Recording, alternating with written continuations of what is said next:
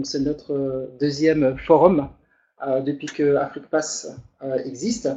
J'en profite également pour saluer donc toutes les personnes qui nous suivent online, puisque nous sommes également diffusés donc en direct sur Internet sur une plateforme privée. Et donc nous sommes suivis dans plusieurs pays, notamment donc en Afrique. Il doit y avoir le Togo, le Bénin, le Sénégal, le Cameroun probablement aussi. Et donc je salue également toutes les personnes qui sont avec nous sur Internet. Et je suis également un peu désolé du retard. Voilà, nous savons, nous les Africains, qu'on a dur à démarrer à l'heure. Mais bon. Alors, donc je ne vais pas perdre du temps, je vais commencer directement par vous présenter donc l'agenda. Donc nous commencerons aujourd'hui par un état des lieux des activités d'AfriquePass. Donc je reviendrai rapidement sur le pourquoi d'AfriquePass et où nous en sommes au niveau des activités. Ensuite, nous parlerons un peu de vos droits. Lorsque vous voyagez, lorsque vous prenez l'avion, vous savez que vous avez des droits. Et nous vous expliquerons un peu quel est le contenu de ces droits-là. Il y a beaucoup de gens qui ne sont pas conscients en fait de leurs droits. Savez-vous que lorsque votre avion arrive avec plus de 3 heures de retard à destination, la compagnie doit normalement vous dédommager jusqu'à un maximum de 600 euros. Donc il y a beaucoup de gens qui ne le savent pas. Donc après avoir passé en revue un certain nombre d'éléments de droit, nous passerons donc à nos éminents speakers et invités. Nous commencerons avec Monsieur David Foka, qui est ici à côté de moi. Bienvenue David. Merci. Alors pour David, le CV est long, hein, donc je vais essayer donc, de rester court. Donc David est le directeur de la Maison de l'Afrique au Luxembourg. Il est le président de la Fédération des associations africaines à Luxembourg, vice-président de la Chambre des associations et président de la commission spéciale permanente contre la discrimination raciale à Luxembourg. Il est également le représentant élu de la communauté allemande depuis 5 ans au Conseil national des étrangers au Luxembourg. Et il est également membre du nouveau pôle gouvernemental de développement de l'État de la 6e région du continent africain. Voilà, donc ça a été très long. Et nous avons vraiment une personne très très intéressante et il nous parlera de la 6e région de l'Union africaine. Ensuite, nous accueillerons une dame, donc Madame Monique Mbeka, qui est cinéaste, productrice et réalisatrice donc, de fiction et documentaire. Elle est actuellement donc, en écriture d'une série télévisée et de son premier long métrage. Donc elle nous en dira un peu plus. Alors, nous aurons ensuite donc, Francis qui est avec nous aujourd'hui.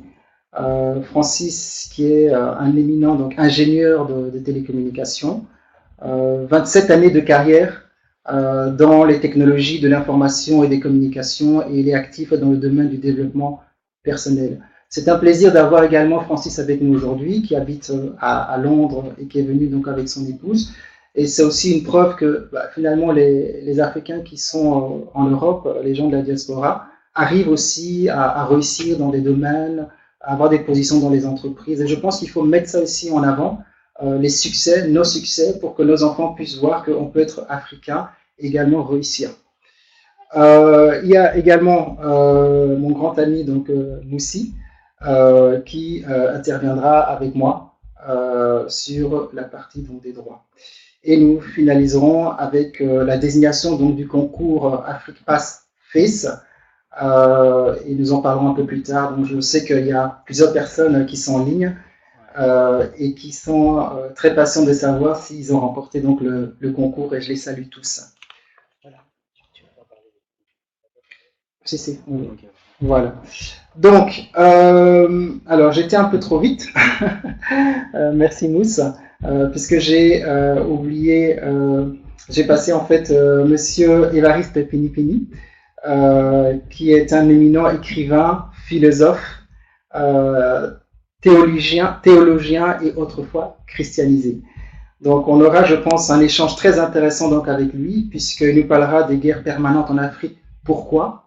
Et comment devons-nous faire pour s'en sortir? Il nous a la question qu'il se pose souvent, c'est de savoir s'il faut déplacer en fait l'axe de rotation du Soleil sur l'Afrique pour enfin avoir la paix sur notre continent. Donc on verra si c'est vraiment la solution. Et je pense qu'il faudra prier beaucoup Dieu pour que Dieu puisse déplacer l'axe pour que nous ayons la paix et la prospérité sur notre continent. Voilà, merci Moussa. Voilà, donc voilà l'agenda. Donc n'hésitez pas à participer et à être très très actif. Je pense qu'on peut directement donc démarrer alors avec un état des lieux des activités donc d'AfriquePass. Bon, on peut passer. Oui. Ah oui. C'est la technique. Voilà, donc il faut que je m'habitue à la technique. Voilà, donc AfriquePass. Alors, pour ceux qui nous connaissent déjà, je pense que c'est quelque chose qui est déjà relativement donc, clair. Donc, AfriquePass veut être une marque africaine. Hop, un peu difficile avec la machine. D'accord. Donc, une marque africaine. L'être humain est très important, en fait, pour AfriquePass, et on vous l'expliquera donc pourquoi et comment. L'être humain est le centre de l'intérêt et des préoccupations, et vous verrez que c'est ce qui fait un peu la différence avec les autres entreprises, notamment les entreprises que nous connaissons donc en Occident. Donc notre ambition est effectivement de faire voyager nos clients, mais également vivre à AfriquePass et avoir un état d'esprit AfriquePass, et on va vous expliquer en fait ce qu'on veut dire par là. Alors pourquoi AfriquePass? Et là je vais laisser la parole donc à Mouss qui va nous expliquer un peu le pourquoi d'AfriquePass. Oui, changer. Non, c'est bon. C'est bon. On ne verra pas dans la caméra. Okay. Bonsoir à tous et encore une fois merci d'être venus. Je suppose que vous êtes de bonne humeur parce que les diables ont gagné. J'espère. Moi, je voudrais avant toute chose rapidement passer à un petit quiz. C'est au niveau du kilométrage des destinations. S'il y en a qui savent, à votre avis, combien font de kilomètres Bruxelles-New York? 7000. 6000 km. Combien font de kilomètres Bruxelles-Toronto? Oui, Bruxelles-Toronto. Plus ou moins, on est à 6047 km. Et vous allez comprendre pourquoi je vous pose cette question. Combien font de kilomètres, par exemple, Bruxelles-Cotonou, qui se trouve au Bénin? 5000. Oui, à peu près. Ouais, 5000, oui. Très bonne réponse. À peu près 5000. Et Bruxelles-Dakar, par exemple? 4000. 4470 km. Alors, je vous ai posé cette question, pourquoi? Parce que de nouveau, j'ai encore vérifié les prix au niveau des allers-retours et je vais vous donner les prix des allers simples. Donc, pour un aller simple pour Bruxelles-New York, le prix minimum est de 242 €. Oui. Pour un aller simple Bruxelles-Toronto, ça commence à partir de 238 €. Et maintenant, je vais vous dire les prix au niveau des destinations africaines. Un vol Bruxelles-Cotonou est à 697. Donc, vous voyez que, je ne sais pas si vous avez retenu les distances. Donc, pour une moins longue distance, les Africains, donc la diaspora africaine, payent plus cher. Et c'est la même chose pour Bruxelles-Dakar. Les prix commencent à peu près à 400 €. Alors, il faut savoir que pour les destinations africaines, pour les destinations vers les États-Unis, par exemple, c'est toujours en général des vols directs. Et souvent, dans les destinations africaines, ce sont des vols des fois non directs. Donc, ça, c'est déjà le premier handicap. Et le deuxième handicap, c'est au niveau du prix, sans parler du service intérieur. C'est-à-dire que nous ne recevons pas toujours la nourriture adéquate. Et c'est en fait le pourquoi d'AfriquePass. Parce qu'avec Virgile, on a brainstormé, comme on dit, donc on a cogité beaucoup parce qu'on s'est rendu compte de pas mal de réalités. C'est-à-dire que la diaspora africaine a toujours été la moins bien considérée, et or c'est celle qui paye toujours le prix le plus fort au niveau des voyages, au niveau des destinations africaines. Et il y a aussi un autre élément que nous avions remarqué, c'est que beaucoup d'Africains ne connaissent que leur pays d'origine. Par exemple, un Congolais n'ira qu'au Congo, un Sénégalais n'ira qu'au Sénégal. Or, dans l'esprit d'AfriquePass, nous sommes quelque part, on va dire, un peu panafricains dans le sens que nous estimons que l'Afrique nous appartient. Nous sommes tous des descendants de l'Afrique. Donc, nous devons aussi visiter d'autres pays africains. Donc, c'est sur base de ce constat-là que nous avons créé en fait AfriquePass. Et nous avons aussi une rubrique, enfin, nous avons aujourd'hui, nous allons aller un peu plus en détail, plusieurs rubriques, dont notamment AfriquePass Face. Et ce constat est venu en fait que l'image de l'Afrique est toujours une image un peu misérabiliste ou bien exotique. Et donc, c'est d'ailleurs pour ça qu'aujourd'hui, nous avons, je ne sais pas si vous avez vu à l'entrée, nous avons disposé plusieurs photos, en fait, du concours de photos.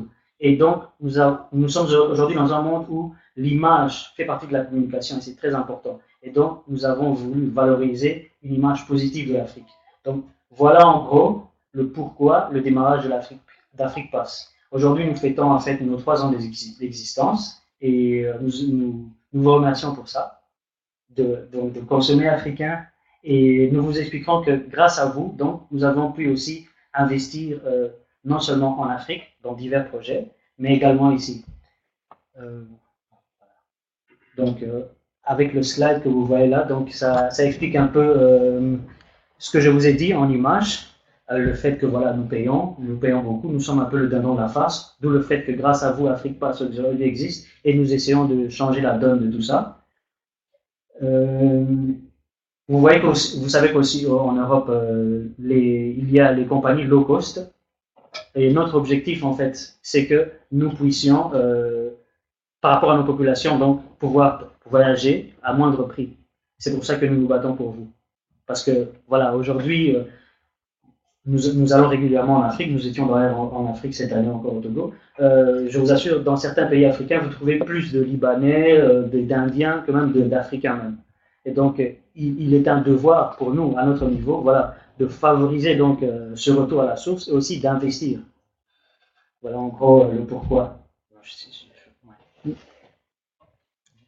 Très bien, bah, merci. Je ne sais pas si vous avez des questions par rapport au pourquoi d'Afrique Pass. Je pense que les gens qui nous connaissent, qui voyagent avec nous, vous connaissez déjà un peu donc, le principe de fonctionnement. Donc, oui.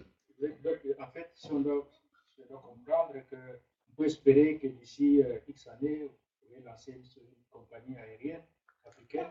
Pourquoi pas? C'est notre souhait. Effectivement. Surtout avec la diaspora, on pourra le faire. Absolument. Nous sommes assez puissants et assez forts. Voilà, et David vous expliquera oui, comment. Ce serait possible. Tout à fait. Oui.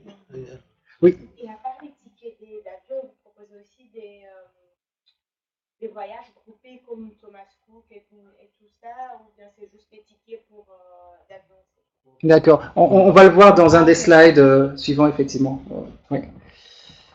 Ok, donc très rapidement, donc les activités d'Afrique Pass, bien sûr, donc il y a la partie donc service. Donc ça, c'est vous aider à trouver donc les solutions les plus, je dirais, adéquates pour voyager, donc moins cher. Mais moins cher n'est pas toujours la bonne solution, parce que si on vous vend un billet moins cher et vous devez passer 24 heures donc à Casablanca, c'est pas l'idéal. Donc le moins cher n'est pas toujours la meilleure solution. Donc pour nous, nous disons moins cher, mais également un billet de qualité. Il ne s'agit pas de voyager avec escale de 5 heures avec des petits enfants. Ou 3 escales. Ou 3 escales. Ou 3 escales. Oui. Voilà, tout à fait.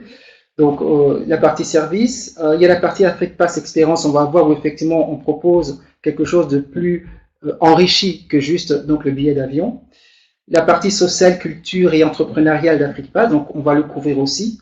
Comme ça, vous verrez qu'en fait Afrique Pass c'est pas juste les billets, mais c'est beaucoup plus que ça. C'est un impact également donc en Afrique. Afrique Pass Face, nous ça en a parlé brièvement, donc c'est l'image, c'est très important et on l'a vu avec le concours Afrique Pass Face, le transport en Afrique, les quelques photos qu'on a mis donc sur les tables et qui font partie en fait donc du concours de cette année. Et il y a la partie donc développement personnel, assertivité et on verra également avec Francis ce que nous faisons donc dans ce domaine. Donc ça prend un peu de temps, voilà. Donc Afrique Pass, une forte dimension sociale. Donc pour résumer, donc vous avez donc le logo Afrique Pass où en fait vous retrouvez donc notre activité donc d'aider les gens à trouver donc les solutions les plus abordables pour voyager donc en Afrique. Donc on négocie donc les prix des billets d'avion avec les compagnies aériennes directement et on offre également un certain niveau de service. C'est-à-dire des gens qui se retrouvent en Afrique et qui se retrouvent sans le sou parce qu'il y a une catastrophe. Ben non, nous pouvons intervenir et les aider. Nous avons aidé par exemple récemment donc, une famille sénégalaise. Donc c'est une dame qui a 5 enfants et qui n'est plus allée au Sénégal depuis plus de 10 ans, tout simplement parce que financièrement c'est très très compliqué. Donc ce qu'on a fait, nous avons négocié avec la compagnie aérienne de manière à trouver une solution pour cette femme-là et en juillet, elle va pouvoir partir avec ses enfants au Sénégal, ce qu'elle n'a plus fait depuis 10 ans. Alors, il y a la partie donc AfriquePass Expérience que vous voyez là. Là, effectivement, c'est enrichir un peu l'expérience donc de voyage, mais tout en favorisant aussi nos communautés là-bas. Je vais vous donner un exemple simple, qui est un exemple donc sur le Bénin. Nous avons travaillé donc avec un jeune qui se trouve donc à Porto Novo. Et donc, lorsque vous arrivez donc à Cotonou, vous rentrez donc à Porto Novo, ces jeunes-là vous prendront en charge et vous fera découvrir donc la ville. Et donc, ça permet à ces jeunes-là d'avoir donc un revenu grâce à AfriquePass et également de se connaître. Et donc, ça, c'est toute la partie, je dirais, enrichissement de l'expérience donc de voyage. Ça, c'est très, très important pour nous. Nous sommes en discussion également avec d'autres sociétés, notamment donc au Sénégal, pour mettre en place des espèces donc, de circuits. Donc, c'est-à-dire que vous arrivez au Sénégal, les jeunes vous prennent en charge et vous font le tour, etc. etc. Donc, ça, c'est quelque chose de très important. C'est la partie enrichissement de l'expérience de voyage. Et ensuite, on dit effectivement donc une forte dimension sociale, parce que une partie de l'argent qu'AfriquePass gagne est réutilisée, reversée pour aider nos communautés. Et vous avez là en fait sur le slide quelques exemples. Donc en partant donc sur la gauche, c'est une image en fait donc du Niger où nous avons aidé en fait 3 familles donc de Niamey. Donc là c'était une aide sociale inconditionnelle, c'est-à-dire on s'est dit on va aider 3-4 familles comme ça qui ont des soucis, qui ont des problèmes et qui aimeraient bien un soutien. Et donc, on a fait une sélection avec notre partenaire donc, qui est à Niamey. Et on a lancé donc appel à candidature. Les familles, les étudiants se sont présentés. Nous avons analysé donc les dossiers. Et finalement, nous avons décidé d'aider en fait 3 familles et des étudiants donc au Niamey, sans aucune condition. Et ça, c'est grâce en fait au voyage que vous tous, que nos clients font tous les jours.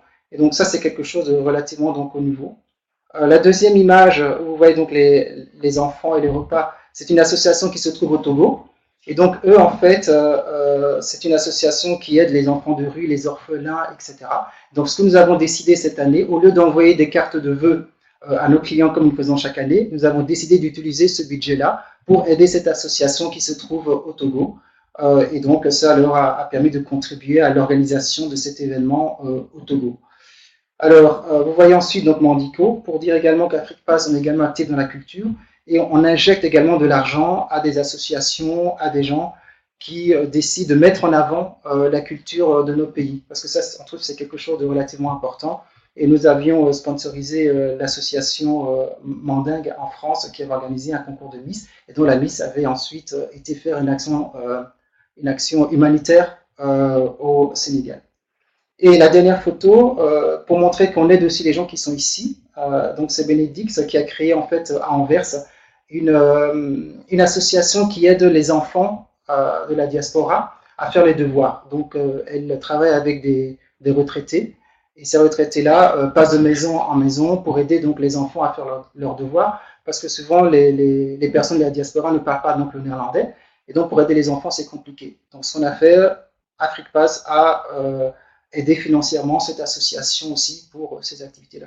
Donc, tout ça pour vous montrer la dimension sociale, c'est que vous voyagez, mais en fait, lorsque vous voyagez, quelque part, vous contribuez à des actions directes pour nos communautés, ce qui est très important pour nous.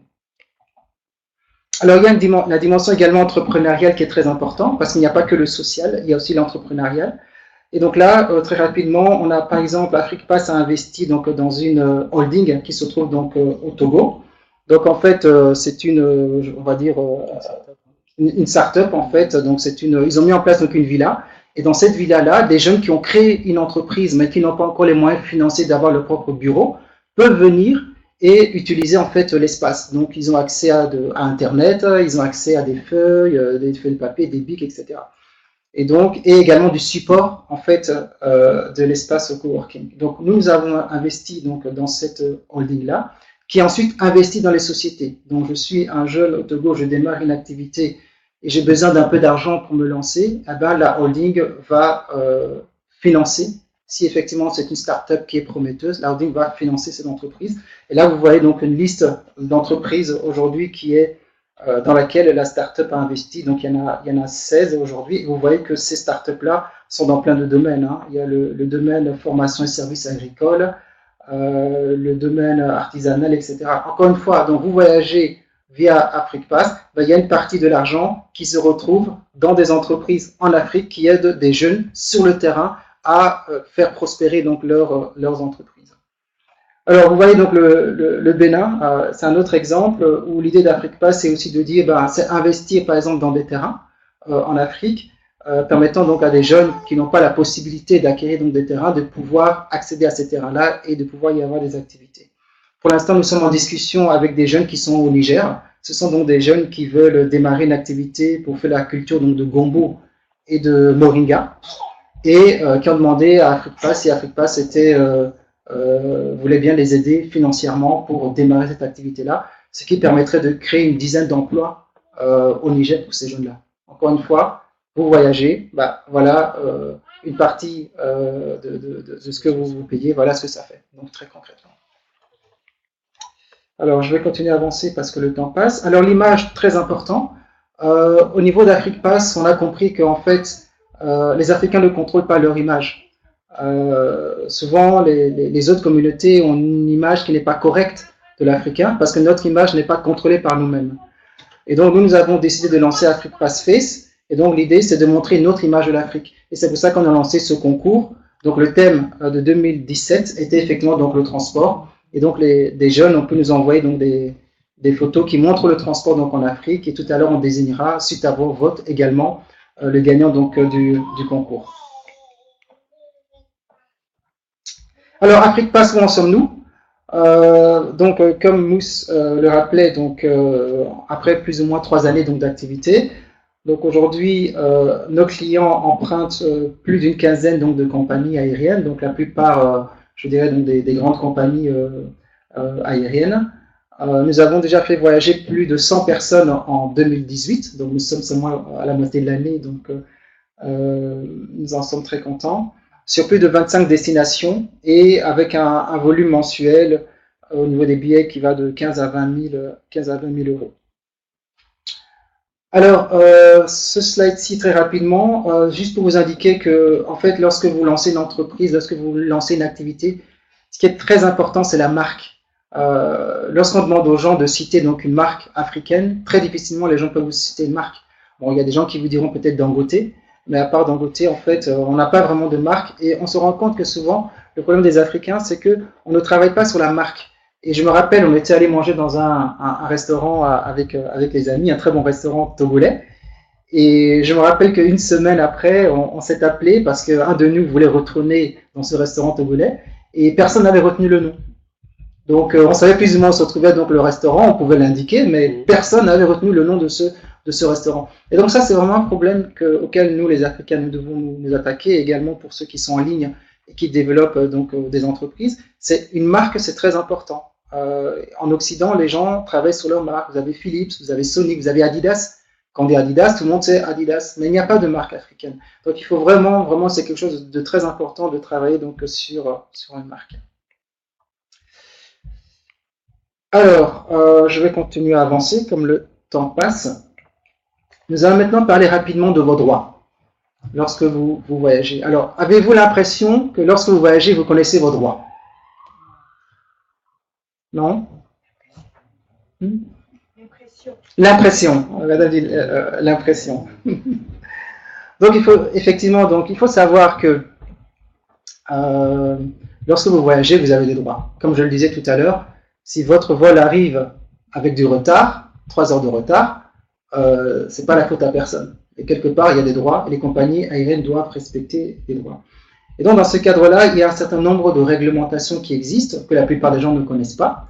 Il y a la Convention donc, de Varsovie, il y a également donc, la Convention donc, de Montréal, qui ont établi en fait des règles que toutes les compagnies aériennes doivent respecter. Mais effectivement, si les clients ne connaissent pas les lois, bah, voilà, on ne les applique pas.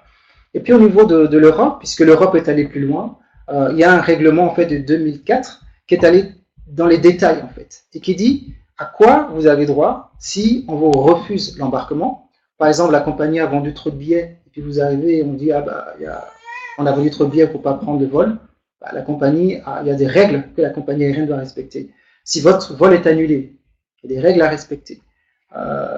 S'il y a un retard important de votre vol, Souvent, quand le vol est en retard, on prend son téléphone et nous-mêmes on appelle. Mais il faut savoir que normalement la compagnie aérienne, à ses frais, doit vous permettre de passer 2 coups de fil à ses frais.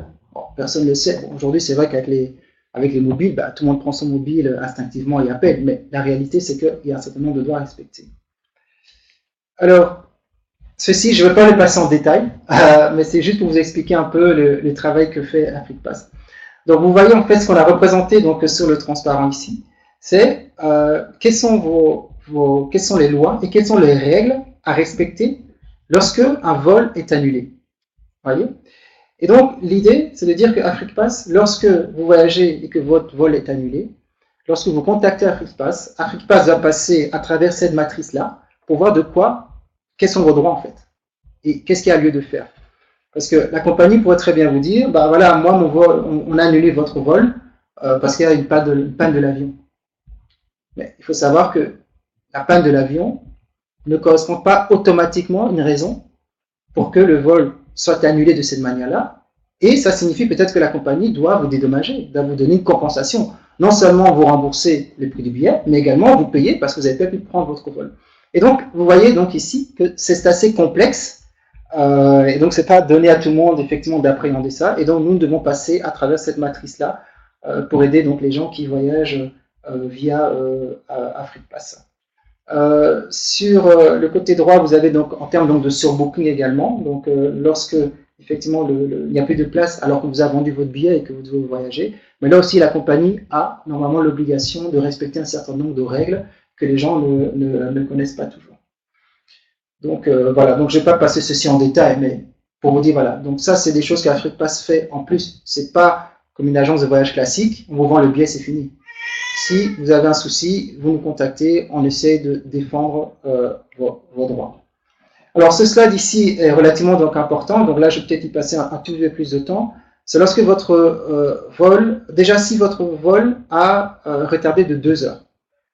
Donc vous êtes ici donc, à Zaventem, votre vol a 2 heures de retard. Donc il faut savoir que la compagnie aérienne doit vous assister, doit vous donner du rafraîchissement, donc boissons, des choses comme ça, et la possibilité d'effectuer gratuitement 2 coups de fil pour informer votre famille au pays que le vol a du retard. Bon, en général, les gens ne le savent pas. Mais imaginons maintenant qu'effectivement vous arrivez avec 3 heures de retard à votre destination. Il faut savoir que s'il n'y a pas de circonstances extraordinaires, c'est-à-dire que s'il n'y a pas eu des conditions météorologiques, par exemple la grêle, s'il n'y a pas eu une grève au niveau du pays de départ, ou s'il n'y a pas des troubles politiques au niveau de l'aéroport de départ, normalement la compagnie doit vous dédommager. Donc j'arrive, je ne sais pas moi, à Douala avec 4 heures de retard, parce qu'il y a une panne au niveau de l'avion ou je ne sais quoi, bah, la compagnie, dans certains cas, devra vous dédommager. Et c'est en fonction de la distance, vous voyez. Hein. Donc, vous voyez, c'est en fait en fonction donc, de la distance entre l'aéroport de départ et votre destination que la compagnie doit vous dédommager. On a eu le cas avec une personne qui est arrivée, c'était en décembre, elle est arrivée avec 3h30 de retard donc à Douala. Bon, on n'a pas donné vraiment la compagnie n'a pas vraiment donné d'explication. Oh oui, il y a retard, correspondant, etc. La personne nous a contactés. On a tout de suite saisi donc la compagnie aérienne et tout de suite ils l'ont dédommagé de 400 €. Parce que c'est la loi. Ils n'auraient rien fait si on ne l'avait pas conseillé parce que les gens ne savent pas. Votre vol arrive avec plus de 3 heures de retard à destination.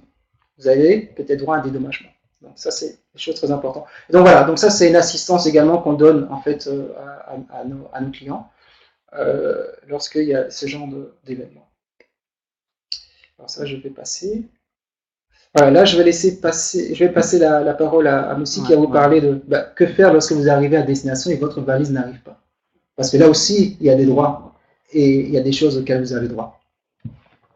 Oui, merci. Oui, effectivement, c'est une situation qui m'est déjà arrivée personnellement. Et moi-même, je ne le savais pas à l'époque. Mais donc, il y a plusieurs alternatives en fait. D'abord, la compagnie aussi vous doit donc assistance, c'est-à-dire qu'il y a plusieurs cas de figure. Hein. Elle doit d'abord vous donner donc la première trousse de première nécessité. Enfin, ça c'est plus pour les véhicules. Oui, oui, c'est ça. La première trousse de nécessité. Donc, tout ce qui est brosse à dents, savon, enfin, les trucs voilà, très, très utiles. Voilà. Et donc, vous devez introduire aussi une demande de procédure qui voilà, votre numéro de. Comment on appelle? Reçu de bagage. Ouais, reçu de bagage avec votre nom, votre identifiant, la destination d'où vous venez. Et donc, lorsque vous faites ça, ils doivent donc essayer de retrouver donc, le bagage le plus rapidement possible. Donc, dans le deuxième cas de figure, si après, par exemple, 5 jours, vous n'avez toujours pas reçu votre bagage, par exemple, dans mon cas personnel, j'avais été au Burundi, ils ont envoyé mes bagages en Afrique du Sud. Bon, vous imaginez un peu la situation. Et donc, dans des cas comme ça, si après 5 jours, vous n'avez toujours rien reçu, vous devez donc faire un inventaire. Donc, vous faites un inventaire de ce qu'il y a dans vos bagages et ils devront normalement vous dédommager. Le troisième cas de figure, c'est si toujours, après avoir fait l'inventaire, vous n'avez toujours pas reçu donc, vos bagages après votre séjour, alors là, de nouveau, comme vous avez déjà introduit la procédure, ils doivent vous rembourser à hauteur de 1200. Maximum. Maximum, oui, c'est ça. Ils vous remboursent à hauteur de 1200 euros maximum. Et bien souvent, moi-même inclus, beaucoup de gens ne savent pas ça, mais vous devez faire cette procédure-là, même si on ne retrouve pas vos bagages. Et il y a aussi une autre chose à notifier, c'est que la compagnie, ça je pense c'est écrit dans le slide, hein, la compagnie vous dira qu'elle ne peut pas couvrir tout ce qu'il y a dans vos bagages. C'est-à-dire que si vous avez par exemple acheté, je ne sais pas moi, des ordinateurs ou que sais-je, pour vos proches, et qu'ils étaient dans les bagages que vous aviez envoyés, la compagnie, pour certains objets de valeur, ne va pas vous rembourser. Donc ça, c'est quand même quelque chose à avoir. Donc les objets vraiment de valeur doivent rester sur vous, dans les bagages à main. Dans les bagages à main. Donc en gros, bon, j'ai essayé de résumer par rapport aux bagages, la procédure à suivre lorsque vos bagages n'arrivent pas. Merci beaucoup. Voilà, donc ce qui est très important ici, c'est de dire qu'effectivement, les objets de valeur, il ne faut pas les mettre dans les valises, mais bon, ça c'est des choses que vous savez. Tout ce qui a de valeur, vaut mieux le mettre dans les bagages à main. Et puis les objets de première nécessité, c'est des choses également qu'il faut mieux mettre dans les bagages à main et de savoir effectivement que vous avez le droit. Imaginons que vous allez en Afrique pour vous marier, puis votre valise n'arrive pas et vous devez vous marier le jour après votre arrivée, vous faites comment? Donc là, la compagnie, vous pouvez demander un dédommagement à la compagnie.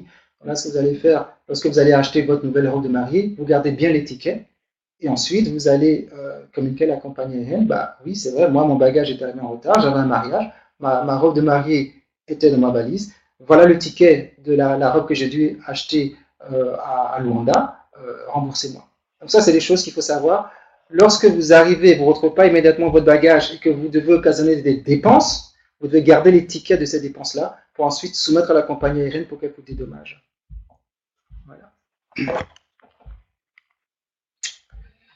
Voilà. Donc ceci conclut, je dirais, donc la première partie. Alors on est désolé parce que pour les personnes qui nous connaissent déjà, on s'est peut-être un peu répété parce que c'est des choses que vous saviez déjà, mais comme on sait qu'effectivement on a également de nouvelles personnes, on a dû se répéter un peu. Je pense ce qu'il faut retenir, c'est qu'AfriquePass, c'est vraiment vous aider nos communautés à pouvoir voyager, à découvrir également leur pays, mais pas uniquement leur pays, également aller ailleurs, savoir que vous avez des droits, hein, lorsque votre vol arrive en retard, vous perdez votre bagage, etc., savez que vous avez des droits, donc c'est très important d'être conscient, d'être conscient de ça. Voilà, je ne sais pas s'il y a des questions dans la salle par rapport à cette intervention. D'accord, ok. Ouais, moi je pense que dans le timing, on est bon dans le timing. D'accord. Je ne sais pas s'il y a des réactions en ligne, des questions pour ce sont en ligne. Non? Ok. J'ai une question. Oui.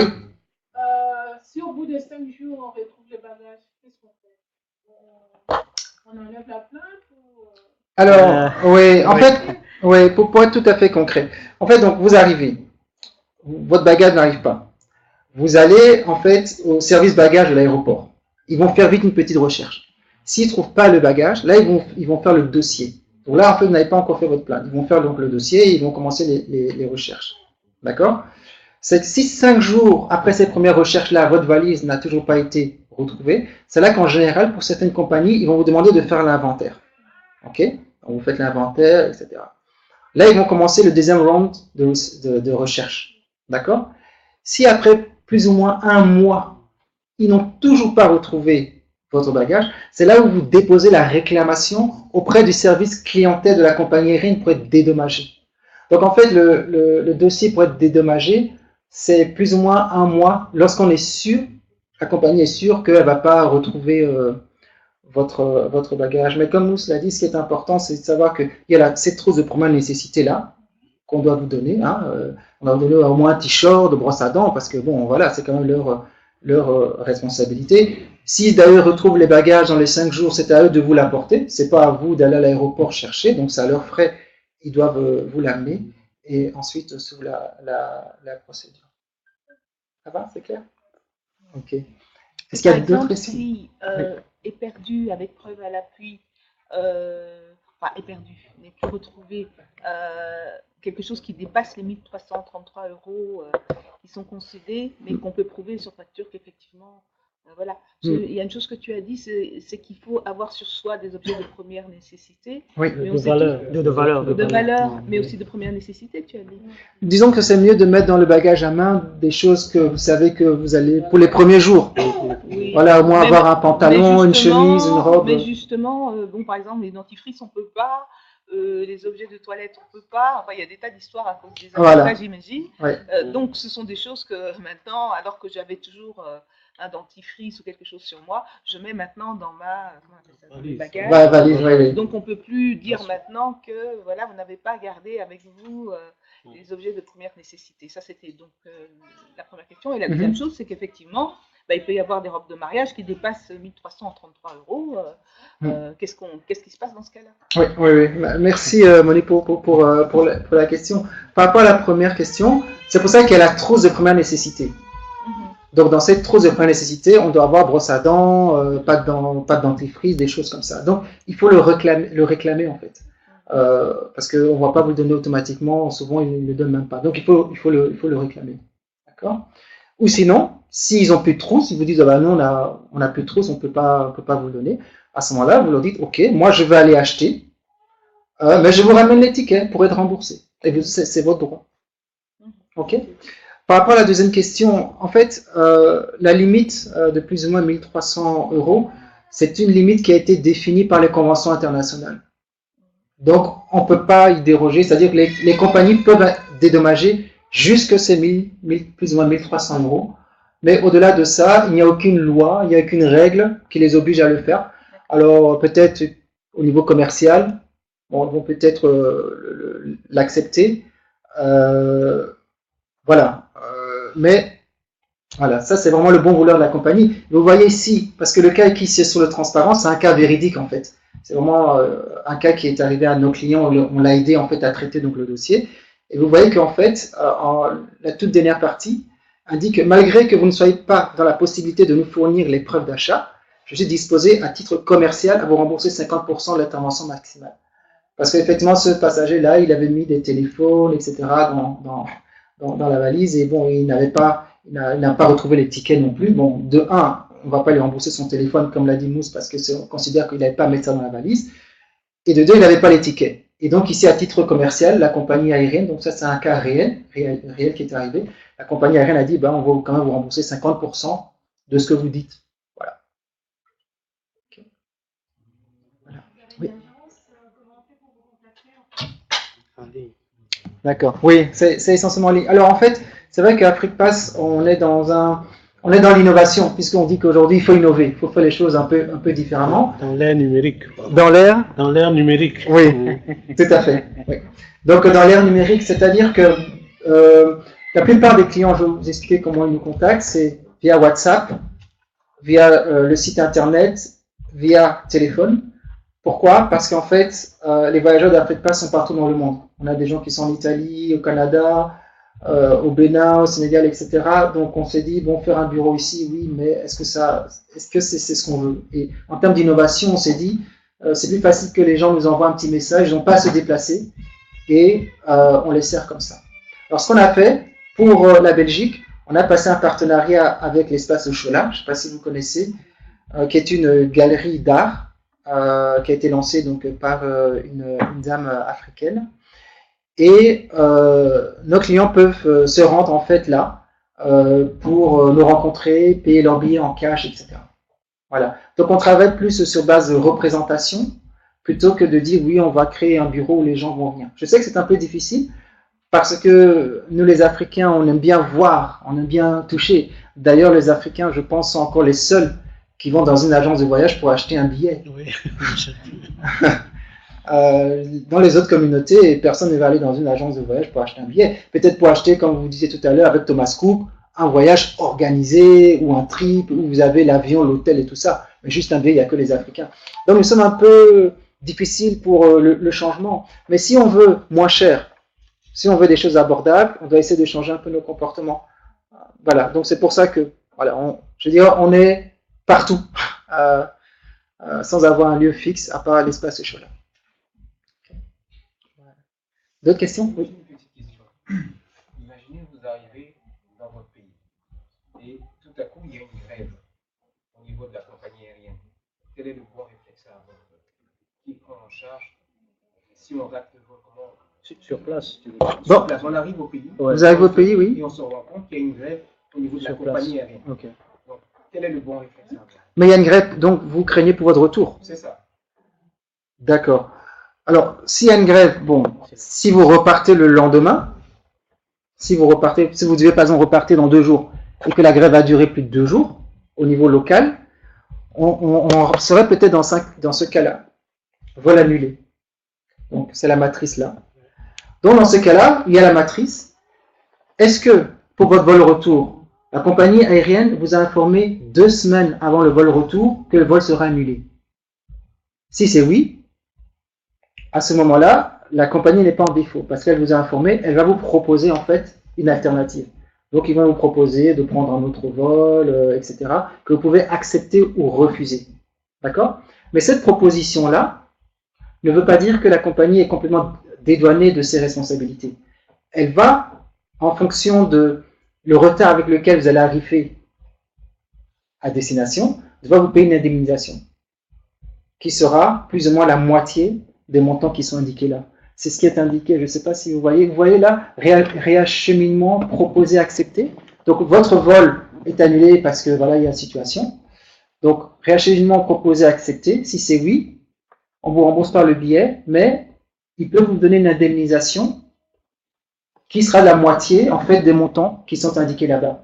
Mais attention qu'en cas de grève, la compagnie peut invoquer que c'est une circonstance extraordinaire. Oui. Et donc là, on arrive, vous voyez, circonstance extraordinaire, parce que la compagnie va dire, moi, c'est pas ma faute. C'est parce qu'il y a une grève au niveau de l'aéroport. Bon, Oui. c'est pas ma faute.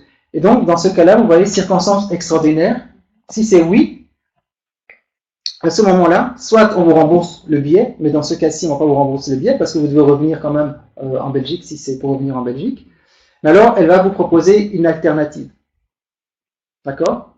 Et, ou une nouvelle réservation. Mais ça, c'est parce qu'il y a une situation extraordinaire, comme vous le voyez là, hein, conditions météorologiques, troubles politiques et les grèves. Ce n'est pas la faute de la compagnie.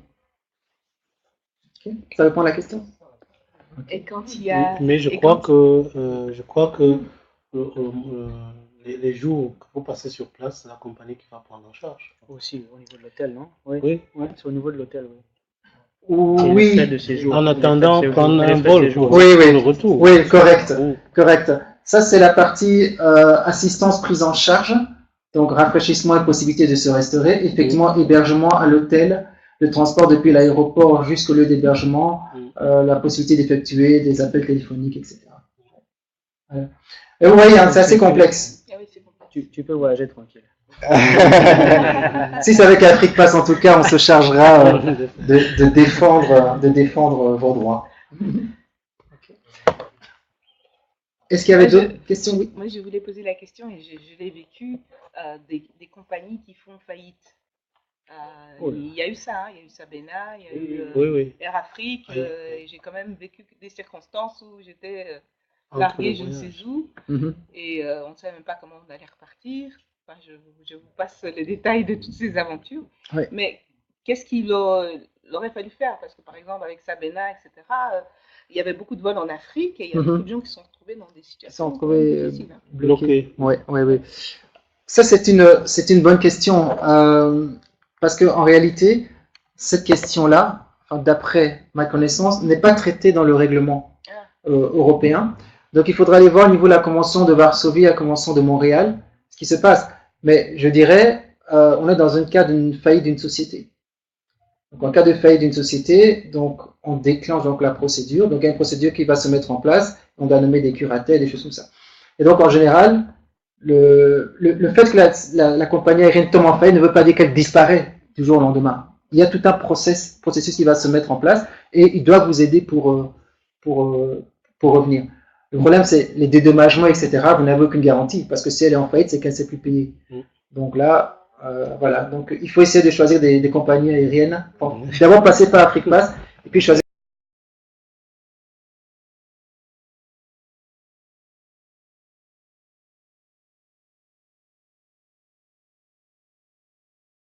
D'abord passer par AfriquePass et puis choisir.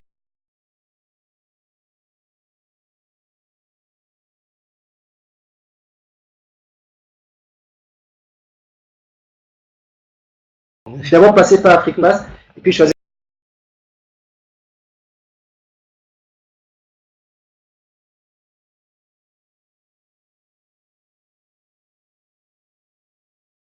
D'abord passer par AfriquePass et puis choisir.